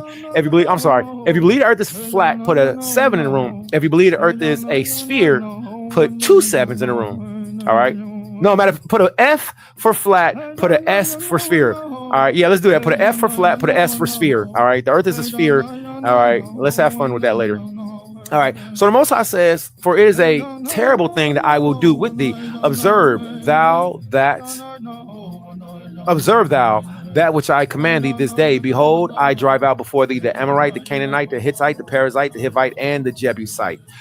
These are all nations that the children are commanded to not marry. All right. The Most High commanded us to not take these specific nations in the book of Deuteronomy chapter 7. Deuteronomy chapter 7. Okay. If you don't see your nation in there, that's something to consider.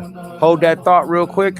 We're going to see that same name. And then how can we validate that name? We can validate that name by going to the book of Genesis chapter 10, which is called the Table of Nations. So let's get Deuteronomy. If I spell it wrong, I don't care. Deuteronomy chapter 7. Let's do KJV. And then you can do the same thing I do. Do BLB. BLB will take you to Blue Letter Bible. Blue Letter Bible is the website that I like to use. Because why? Because you can actually, it's just fun. Whatever. You don't have to like it. I like it. All right. Did I do BLB? Deuteronomy chapter 7, KJV, BLB. King James Bible online. All right. Let's just go here. All right. We're going to do this one. Deuteronomy chapter 7. Now look at this. We're going to see the same thing that we've seen in our Torah portion reading of Exodus chapter, where we at 34. All right. Deuteronomy chapter 7. When Yahweh thy Elohim, the Lord thy God, shall bring thee into the land whither thou goest to possess it, and cast out many nations before thee, the Hittites and the Girgashites and the Amorites and the Canaanites and the Perizzites and the Hivites and the Jebusites, 7 nations greater and mightier than thou. And when Yahweh the Elohim shall deliver them before thee, thou shalt smite them and utterly destroy them. This is called genocide. The Most High commanded us to wipe out these nations of people, and I have no problem saying it, even though I do not believe that we should be exacting violence. Vengeance is of the Lord. Listen, if a Gentile comes to me, vengeance is of the Lord. Vengeance of the Lord. Vengeance of the Lord. At this time frame, though, we were supposed to wipe out these 7 nations. These 7 nations were not supposed to exist because of their sexual immorality, because of their idol worship, because they were just degraded nations that the Father said destroy. Let's leave it at that. Verse 2.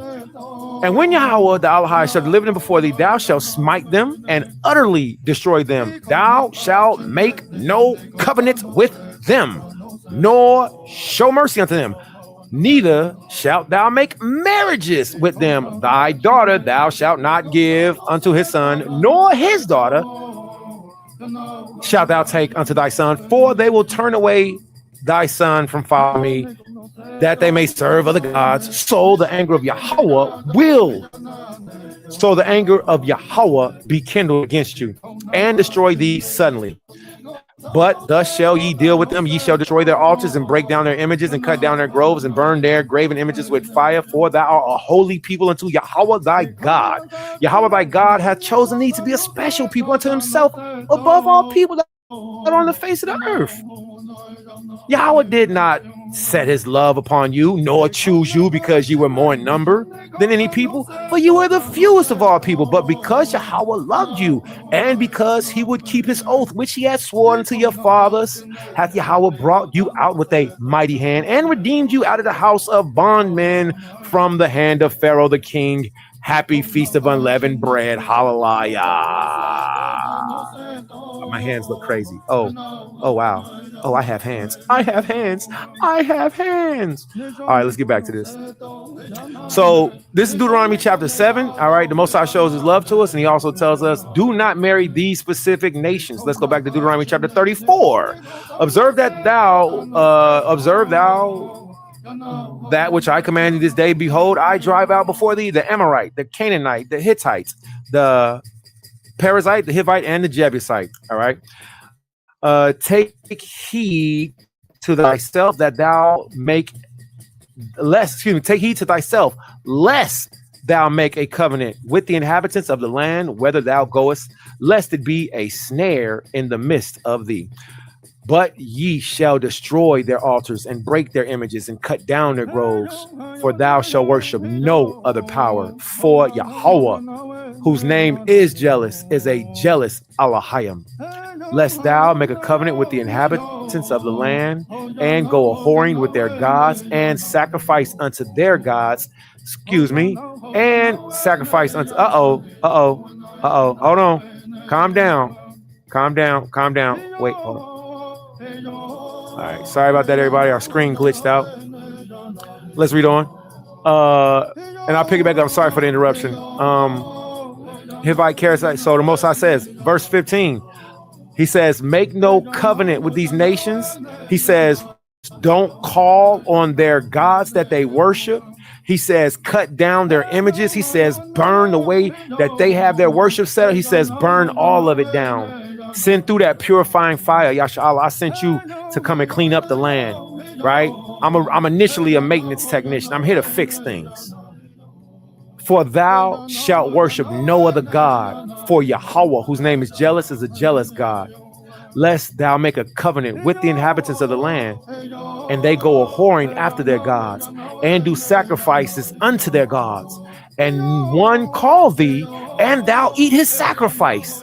See? You see how the Most High break it down? He said, I don't even want them to tempt you. I don't even want them to seduce y'all. I don't even want y'all to think it's okay. He says, don't even think it's okay.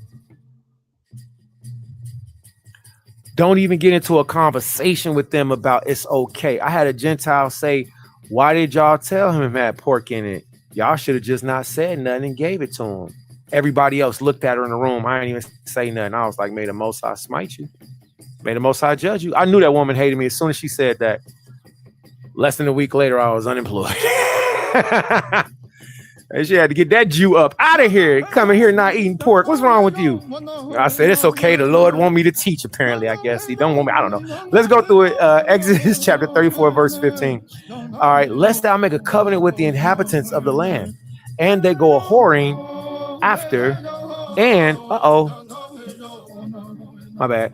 And thou go a whoring, lest thou make a covenant with the inhabitants of the land, and they go a whoring after their gods, and do sacrifice unto their gods. Now here's the temptation. And one calls you, and somebody calls you and say, it's just a family day. This the only day we got together. You know, cousin so-and-so came from out of town, but this is different. This is great auntie. This great auntie, great auntie, everybody love her. Yeah, we all ate her chitlins when we was little. Everybody loved great auntie. Nah, it don't matter who it is. And one call thee, and thou eatest of his sacrifice, and thou take of their daughters unto thy sons, and their daughters go a whoring. And thou take of their daughters unto thy sons, and their daughters go a whoring after their gods, and make thy sons go a whoring after their gods. Thou shalt make thee no molten gods. The feast of unleavened bread shalt thou keep. 7 days thou shalt eat unleavened bread, as I commanded thee in the time of the month of Abawab, in the month of Abib. Happy New Year's, everybody. We're in the month of Abawab. We're in the month of Abib. For in the month of Abawab, Abib, thou camest out of bondage. Thou camest out of Egypt. Oh, man. I think I got a broken controller, man. I got a drift stick. Man. Every time I pick up this controller, it kind of scrolls to the left. Well, that just tells me it's time to get a new Oculus after the Sabbath talk. The feast of unleavened bread thou shalt keep 7 days. Thou shalt eat unleavened bread as I commanded thee. It is not a suggestion. Everybody right now should have no leaven in your houses. I'm pretty sure we do, even on accident. That's what's so dope about this. Yahweh knows that we can't get all the leaven out of us. He knows we can't, but he commands us to. That's like if I come to you and I say, it don't matter. Let me not use that analogy. You got some leaven somewhere hid away, tucked in the corner, even on accident. You be like, I don't eat yeast. It ain't about that. You didn't check your spice rack. You didn't check your drawers all the way in your, you know what I'm saying? Like in your deep ingredients is what I mean to say. There's still some deep ingredient. I got a lot of leaven in me, a little leaven to leaven the whole lump. I got a lot of leaven in me that I'm praying Yahweh purge out of me and work out. I know that's going to come during the prophetic time, but I'm still working on it myself too. Faith without works is dead. So I'm working on it. So the Most High tells us we're commanded this whole week, us, our children. This don't mean just when you're around everybody else. Step away from the cookie, step away from the cake, step away from the whatever, but also step away from that leaven that's in your life, right? You got to find your own leaven. I got mine, you got yours. The Feast of Unleavened Bread shalt thou keep 7 days. Thou shalt eat unleavened bread as I commanded thee in the month of Abib. For in the month of Abib, thou camest out of Egypt. Hallelujah. We came out of Egypt in springtime. Thank you, Father. All that openeth the matrix is mine. Nah, nah, nah, nah. And every firstling amongst thy cattle, whether ox or sheep, that is male.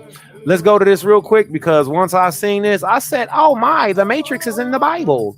So the word matrix right here, of course, Neo, all that cool stuff, which really sucks because two transgender dudes stole the idea of the matrix from an Israelite woman. I forgot her name at the time, but you can look her up. Her name, she goes by the name, the mother of the Matrix. And what she did was she actually wrote the script to the Matrix, and the Wachowski brothers stole it. And these scoundrels, first Steven Spielberg stole the sister's idea because she went and shopped off her idea. So once she shopped it off, Steven Spielberg stole the, it's called The Third Eye Awakening. Here, let me pull it up real quick, man. We got a little bit of time. It ain't sundown yet. It ain't sundown yet. It's the Sabbath. You ain't got no job. You ain't got nothing to do. All right. Might as well go to technical college. Get off the couch, man. Get off my TV. Well, let's see this real quick. So let's see. We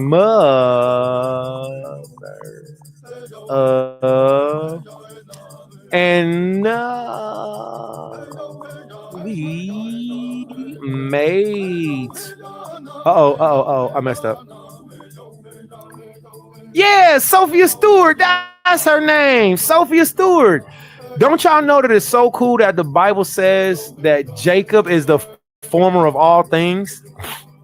This is not a conspiracy. This black Hebrew Israelite,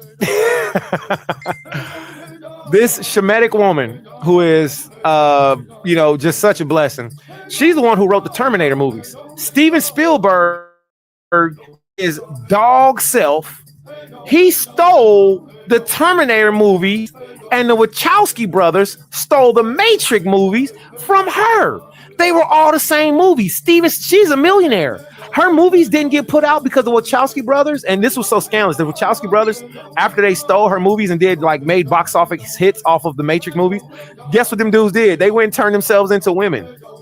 These dudes went and turned themselves into women after they got rich enough to go and get boob transplants and penile cut offices and internal banana splits separation operations. That's how crazy that is. This is the woman right here, Sophia Stewart. All right. The Most High bless her by Shema Mashiach Yahushua. Every time the movie Matrix gets played, she get paid. Every time the movie Terminator gets played, she gets paid. Did y'all know that? Ain't that crazy? Why? Because she said those movies was about black people waking up in the last days. It was called The Third Eye Awakening. Here you go, right here. There's your real story of Neo and the mother. What's the mom that's in the Matrix movie? Terminator movie, and Sarah Connor and John Connor. She wrote them. Yo, ain't that? Yo, man, all praise the Most High, man. So I'm thinking Matrix when I'm going to the scripture. Now we back here at this screen share. The Most High said, all that openeth the matrix are mine. So when I go to my Hebrew handy dandy, our language interlinear, we have the word that's here, all that openeth matrix. Now here's the word matrix right here. We have Ra, Cha, and Mayam. Ra'ash, Cha, Het, Cha, and Mayam. We are reading black people's language. This should be taught on Black History Month. Black History Month, they should be teaching Hebrew. Why ain't they teaching King David was black on Black History? Why ain't they teaching Christ is black on Black History Month? They teach child molesters like Oprah Winfrey on Black History Month. They should be teaching the Bible. They should be teaching Christ is black on Black History Month. Let's see what the word racham means, because the majority of you women have rachamyam. Some of you may be like, I don't have one. I don't know. Maybe you do, maybe you don't. The word racham literally means the womb, womb man, slave, womb man, two women. Ah, man, I could be like, no, that's not my wife, man. That's rachamyam, ya. Is that rachamyam, ya? Hey, is that your wife? Rachamyam. Or racham. So the word womb, that's my womb. That's womb. So the Most High says all that comes out of the matrix is his. The word matrix in Hebrew is racham. The word racham is womb. So when we were being murdered in Egypt, the Most High delivered us. When the Hamites, those scoundrels that they are, those dirty cousins that they are,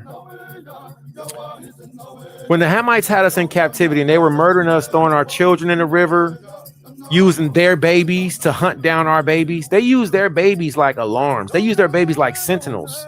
You know what a sentinel is? You remember X-Men? The sentinels would hunt out the X-Men. What the Hamites would do is, if I had a baby and my supervisor, he was like, yeah, look like you had a baby, boy, you getting some baby weight. Because I usually get fat whenever maybe that's why I ain't getting no weight. I usually get fat whenever I have a baby. So he would bring his wife with their newborn baby to my house and use their baby to cry and make my baby cry. You can find that in the book of Jasher if you want to or not. Exodus chapter 34, verse 20. The Most High says, all of our firstborn sons belong to him. My firstborn son from you, you're dedicated to Yahweh. My firstborn son from her, you're my firstborn. You're my firstborn. You're my firstborn. You're my firstborn. So you're dedicated to Yahweh. Salute to you. I want to tell you that, Zechariah. I have one son by your mother. One son by your mother, Zechariah, and that's you. You are my firstborn bond, and you are here doing your man. I watched you, and I know the first couple times it was hard. You know, all of it. I understand. You know, and I'm very humbly proud of you because at the age of 11 today, you're doing a man's job. I pray Yahweh gives you an extra chin hair. All right. You got a skirt and you earn that skirt. And I pray Yahweh gives you a chin hair or a hair on your face for the good works that you did for helping take care of your little sisters today. The Most High says that Zechariah from his mother, Sidonia treasure, Ashiah Shalamoth, is all that open the matrix is mine. And the firstling of every cattle, whether ox or sheep, that is male. So our firstborn sons are not taking away from any others. Let's make sure we make that son. But they do have a priority. All right. And sometimes you may have trouble with them, just like Jacob had trouble with Reuben. I think firstborn sons, they got a lot on them. All right. Let's read on. But the firstling of an ass thou shalt redeem with a lamb. And if thou redeem him not, then thou shalt break his neck. Not the son. Don't break your son's neck, okay? Not that. The scripture's talking about if you have an ox. The Most High, he doesn't want that to be redeemed. He says, bring a lamb if you have an ox. Whenever you have a newborn, let me see. Wait, say, what's that? The first thing of an ass, excuse me. If you have a newborn ass, which is a donkey, right? All right. He says, replace the donkey with the lamb. Bring me a lamb. And he says, if thou will redeem it not, then thou shalt break his neck. Right. So I don't know why Yahweh says that, but he says all kind of cool things. I think donkeys have like all animals have spiritual powers and gifts. The fact that a donkey could watch you like do something and it could bust out laughing at you. I think donkeys. It's just there's more to donkeys than what we think. I think donkeys are really spiritual and powerful, but that's a whole nother thing. All right, so 6 days thou shalt work, but on the seventh day thou shalt rest. Right, so we have our Shabbat. So Shabbat Shalom, everybody. All right, and then also while I'm talking about donkeys, salute to all of our Northern Kingdomers. All right, the tribe of Issachar, the so-called Mexicans today. All right, who I know to be the tribe of Issachar. And if anybody disagrees with that, Yeshashakar, I will say that I went down to prophecies for my own research. I've seen that they fit a lot of prophecies. Negroes like to call themselves the tribe of Judah because they fit the prophecies. And Issachar was on those slave ships, just like Negroes were. Issachar was in slave plantations. just like Negroes were. Issachar hung from trees just like Negroes did. When we were in captivity to the white man in America, Negroes fled down to Texas and to Mexico because the so-called Mexicans had a law, and that law was those are our brothers. It's illegal to enslave them. So Negroes knew to run to North American Indians because those are our brothers from the tribe of Gad, and they made us chieftains. And we knew to run to Mexico because that's where our family was. Why aren't we doing it now? Whatever. Exodus chapter 34, verse 21. Let's start right here. Exodus chapter 34, verse 21. All right, 6 days thou shalt work. All right, you got some Hebrew Israelites that work every day of the week. And then, you know what I'm saying? You know, I don't even want to talk about them because they know who they are. They know what they do. And then, you know, whatever, you know, I would rather not do any contract. You know what I'm saying? Don't tell me you got to work. How is it niggas? I got to say, how is it these black people, Negroes, niggas, African-Americans, coons right now, right? How is it that they slaving themselves every day, even working on the Shabbat, and they still broke? How is it they doing that every day and then still complain about their bills? Because you'll never get anywhere breaking the Shabbat. But you can rest on the Shabbat, and you might cost you your contract. So what? So what? I would rather be a free slave. I want to be a free slave. These niggas are slaves and rowing the slave ship and then thinking that they're getting somewhere because they get a couple more peanuts. Nigga, you an extra slave. You an extra slave because you choose to break the Most High Shabbat for money. You an extra slave and you a coon and a coonist. That don't fly around here. All right. The Most High commanded. He said, 6 days thou shalt work, but on the seventh day thou shalt rest. In earing and in harvest thou shalt rest. And thou shalt observe what? The feast of weeks, of the first fruits, of wheat harvest, and the feast of ingathering at the year's end. Thrice in a year shall all your men children appear before Yahweh, the Alahai of Yasharallah. For I will cast out all nations before thee, and enlarge thy borders. Neither shall any man desire thy land when thou shalt go up to appear before Yahweh, the Alahai, thrice in a year. You know how beautiful that is? If we were living in righteousness and ordinance, that we would have been able to go up home 3 times in a year, me, my firstborn sons, me and all my sons, and we'd be able to leave our front door open. I just used my hand. I'll point out. We'll be able to leave. You will be able to leave your front door open. Leave your door unlocked. Ain't nobody going to go in because you're going to keep the Most High's Pesach. We're going to travel all the way to Jerusalem. Don't worry about it. It'll be all right. Well, this is coming soon again. So the Most High says thrice in a year. We're in verse 25. All right. Thou shalt not offer the blood of my sacrifice with what? With leaven. All right. So I'm encouraging everybody. I know we got some super hard keto people. All right. Salute to all you keto-lights. You are keto-lights. Salute to all you keto-lights. All right. But at the same time, the Most High said, thou shalt not offer the blood of my sacrifice with leaven, neither shall the sacrifice of the feast of the Passover be left until the morning. So we should have seen families and communities burning the whole. If some of you packed up a doggy bag and left with a doggy bag, you're greedy. All right, you're fat. You're greedy and you're fat. You left with a doggy bag on a Passover? Yo, what's wrong with you? Your elder didn't tell you don't do that? Oh, it was seasoned too good. You ain't want to throw it away, huh? All right. The first fruits of the land thou shalt bring unto the house of Yahweh, the Alahai. Thou shalt not seethe a kid in his mother's milk. And Yahweh said unto my child, write thou these words, for after the tenor of these words I have made a covenant with thee and with Israel. I got to put this down. With thee and with Israel. And verse 28, we're in Exodus chapter 34, verse 28. And he was there with Yahweh 40 days and 40 nights. Look at this. This is so powerful. He did neither eat bread nor drink water. And he wrote upon the tables the words of the commandment, the covenant, the 10 commandments. I think I want to just finish out the verse. We're supposed to stop at verse 26. Let's just finish it out. We're supposed to stop at 26. Let's finish it out, man. Hallelujah. We can't go wrong with reading the word of the Most High. Now, we've read the Torah portion, so give yourselves a round of applause. Hallelujah. The Torah portion stopped with verse 26. And if you come back here to this handy dandy, really cool website, we can share the books with you. The majority of you have this in the back of your Tanakh. You have the Torah portion in your Bibles. You just don't go and look. The Torah portions are in Hebrew books. People just don't go and read them. And then when we tell people, yo, do the Torah portion, we share on the website, they say, oh, we ain't doing that. They got that from white people. They doing that they getting all their lessons from online. They have no idea what they're talking about because they have a gaggle of haters. But it's the Feast of Unleavened Bread, and leaven is being removed, and let the haters eat their own bread. This website is extremely helpful. First fruits of Zion. Don't you know, children of Israel, that you are the Most High's first fruits? The children of Israel are the first fruits. I don't care if you want to be upset about certain stuff.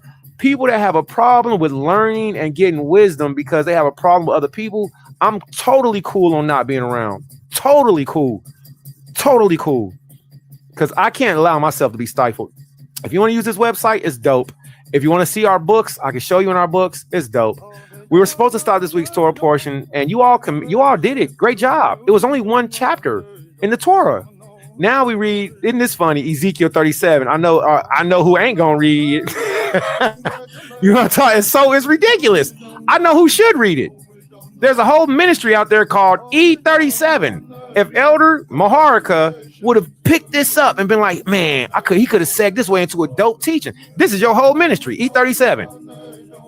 Ezekiel chapter 37, the Valley of Dry Bones. We'll get to that. That's the prophet portion next. And then we have the gospel portion, which is John, the book of Yachanan, John. It's only 14 verses. That's ridiculous. You see how beautiful and short this is? This is what the Most High said in the book of Isaiah. He said, this is the rest that they refuse to take. They would rather do anything. I mean the black Jewish people. The black Jewish Hebrew Israelites. The majority of them would rather do anything under the sun instead of do what Christ did. Don't show me a scripture and then think I ain't gonna do it. The scripture says, as Christ's custom was, he went into the synagogue and he read the law of the Lord. He read the law. And this is what I want to tell you all also. This is what you're supposed to do. Congratulations. You've read the law of Yahweh. You've made it through the Torah portion. You've went through the festive portion.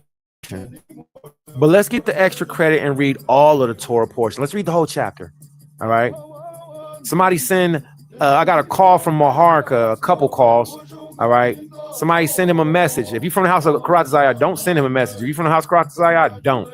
If you're from somebody else, go ahead and send him a message. Tell him this week's Torah portion is Ezekiel 37, E37.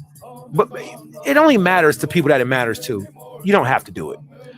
Exodus chapter 34, verse 26. Now, when we finish this chapter, we're going to say, all that the Lord has said will we do in here. Ready? Exodus chapter 34, verse 26. There's our little pill crow friend. All right, there's our what had happened was marker.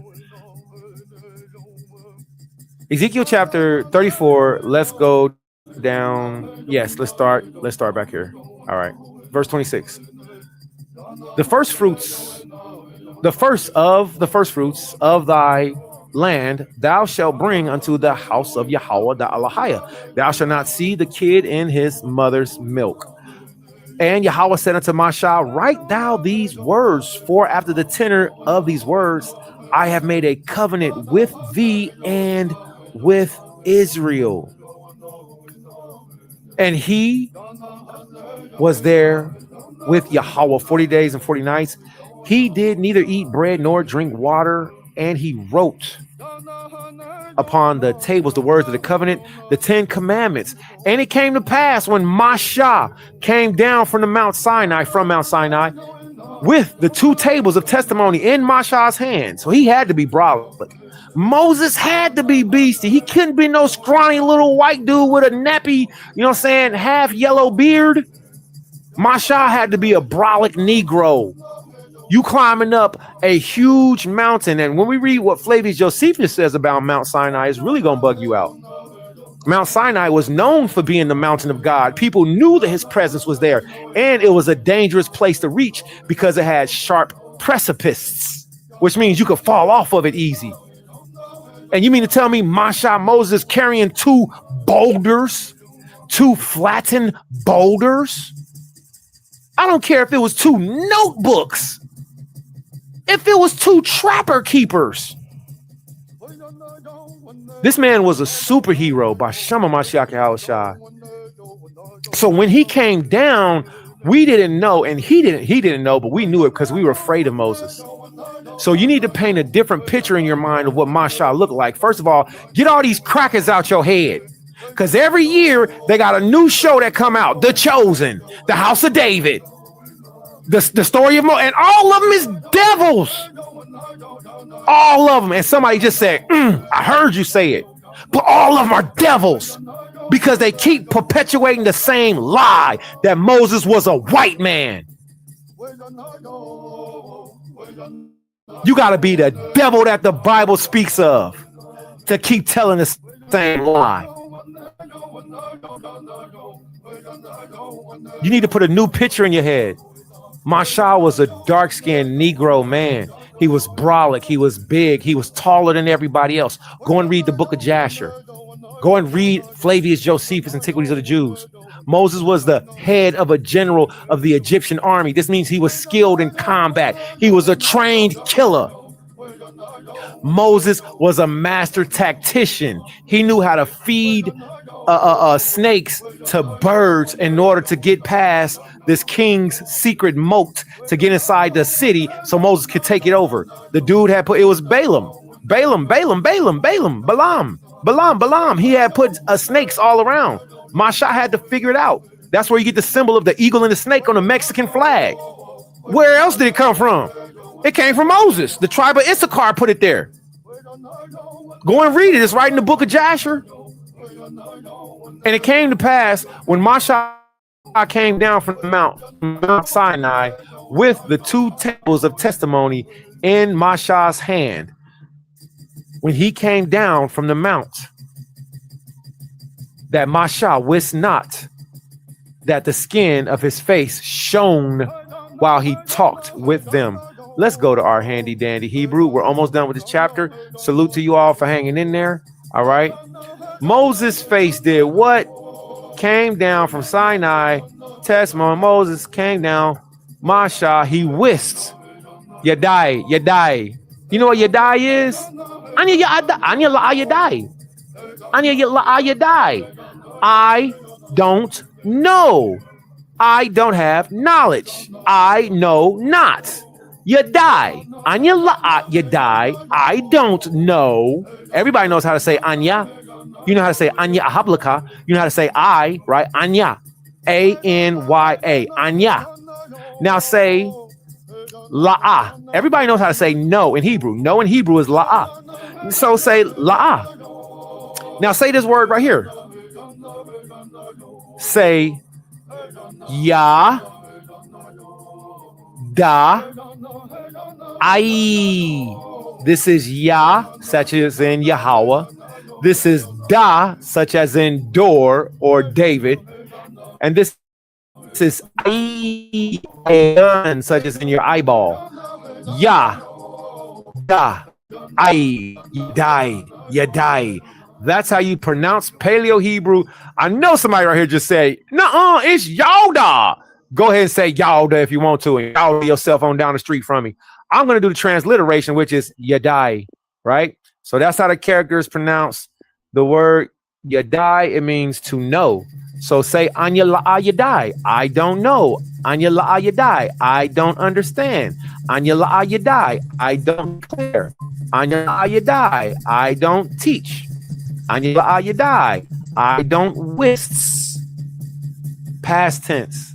Wists. I knew not. So Moses La'a Yadai. He didn't know that Mashallah Yadai Panwa, his face shone, and they were afraid. Why? Because Moses has been gone from us for 40 days. Masha been gone from us for 40 days, 40 nights. 40 days, 40 nights. It's thundering and lightning. We ain't heard back from him. The first time he went up, we had a drunken orgy. You better go and look it up. That's what Apis was. Did he say? Yes, I did. Yes, I did. Go and look up what Apis worship consisted of. It consisted of getting naked and dancing around a bull. Guess what bulls were known for? Sexual virility. Apis was an agricultural.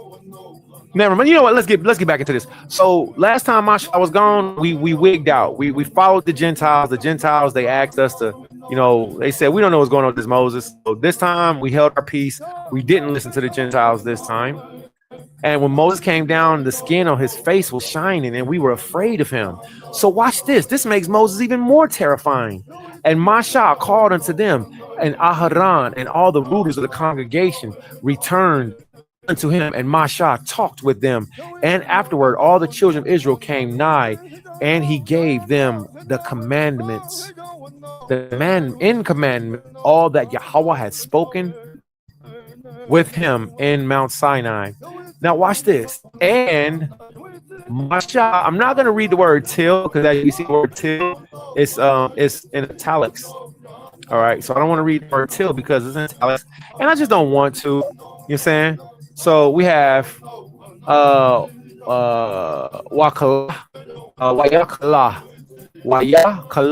Masha and Kala and he while Masha. All right. So I don't want to read the italics. So I'm just and till Masha had done speaking with them, and Masha had done speaking with them. Look at what he did. He put a veil on his face. Why? Why did Masha put a veil over his face? And what type of veil? Like the ones that what type of veil? Why was it important for Masha to put a veil on his face? Because it was so terrifying to look at Masha. He just left from the presence of the Most High, and now his face is radiating with power. So he wore a veil over his face. But when Masha went before Yahweh to speak with him, he took the veil off until he came out.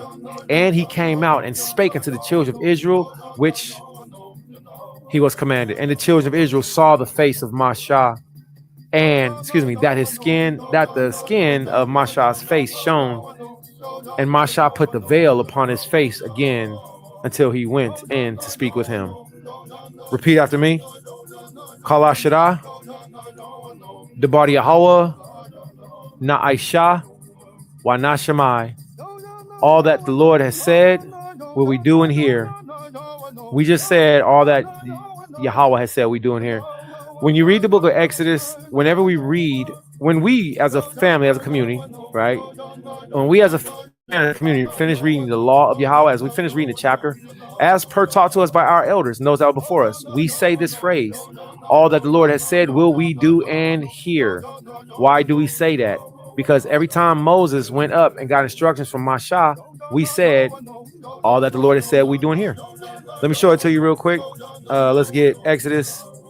So I want to try it like this. I want to try to use my hands. Let's see. I want to try to use my hands. All right. Let's set this down. We're going to go to keyboard, click that keyboard. Okay, now we're going to tap, tap, tap, tap, tap, tap. And we're going to go X. Oops. I think I'm going longer than I should. So let's slow this down. And Zakaria's been doing excellent. And those girls are wild. Here am I. Exodus chapter. Hurry up before Shariah breaks through. Because Shariah will break through on you. She is so aggressive. All right. She's making me work faster. Okay. So KJV BLB, Exodus chapter 19. Let's get this. All right. Exodus chapter 19. All right. Exodus chapter 19. Now, this is where we get it. Now, watch this. All right. So the Most High, he gives us instructions. And from here, we find out that everything that the Most High said that we are supposed to do, this pattern is found everywhere in the Bible. Exodus chapter 19 and verse 8. And all the people answered together and said, all that the Lord has spoken, we will do. And Moses returned the words of the people unto Yahweh. So the way that you say it, body out this, Kala Shara, the body Yahweh, Na'aisha, Wa Nashamai. All that Yahweh has said, will we do in here. Now, be patient with me. Oh, wait, my hands backwards? Oh, my hands are backwards. What am I going to do with these? I can't play the game. I can't even turn a book. I can't read with these hands. My hands are backwards. Here, let's see. All right, there we go. So with that being said, that is this week's Torah portion pertaining to the law portion. I'll leave Ezekiel chapter 37 up to you all because study to show yourselves approved. All right, now John chapter 20, verse 1 through verse 14. I'm definitely going to do that. And the reason being is because I want to see what did the Lord say, not to you, but what did he say to me? What did the Lord say to me this week? All right, so let's get John chapter 20. We're going to read verse 1 and we're going to read through verse 14. All right, and we're going to do KJV again. Let's do oops, my bad. KJV. Let's do BLB. And somebody's calling me. Let's see.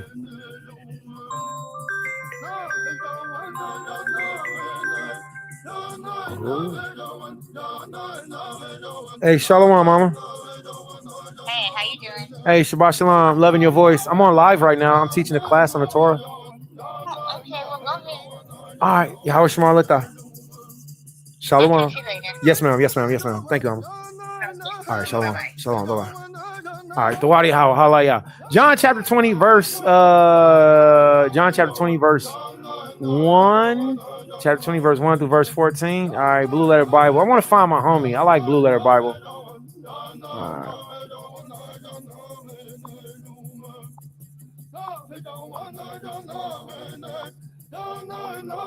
BLB. John chapter 20, BLB.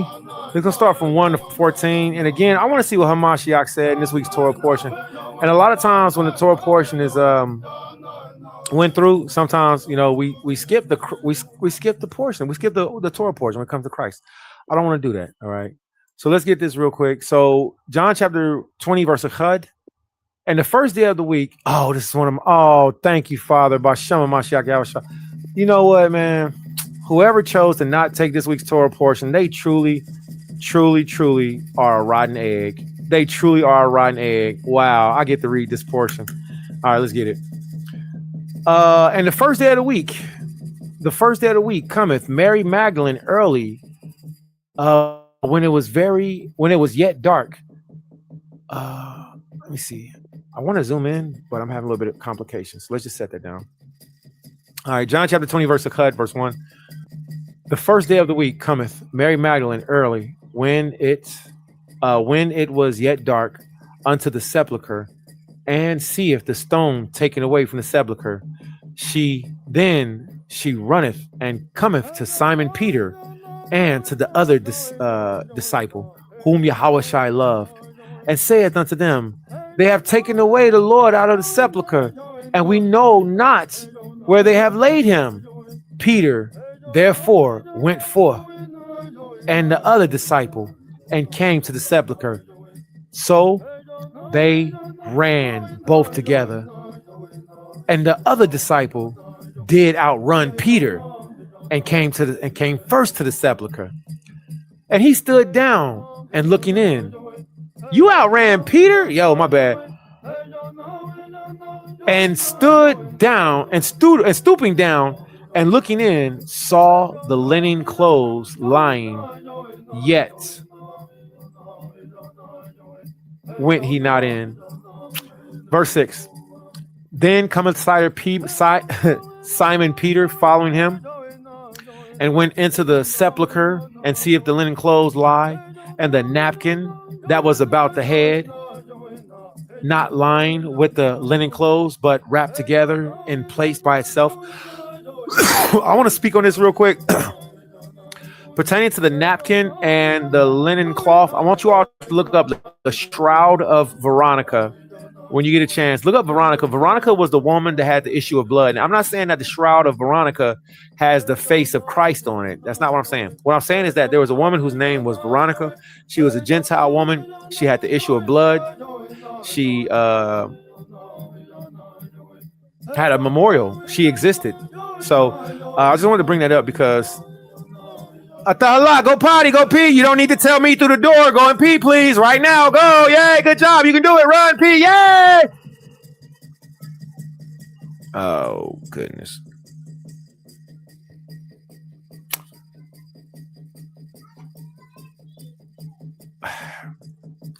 I encourage you all, study the Torah portion, study to show yourselves approved. Anya Blakam, Kwame Asherala. Had a great time, have fun. All right. Thanks, guys. All right, shalom. Hopefully we can do it again. Gotta go.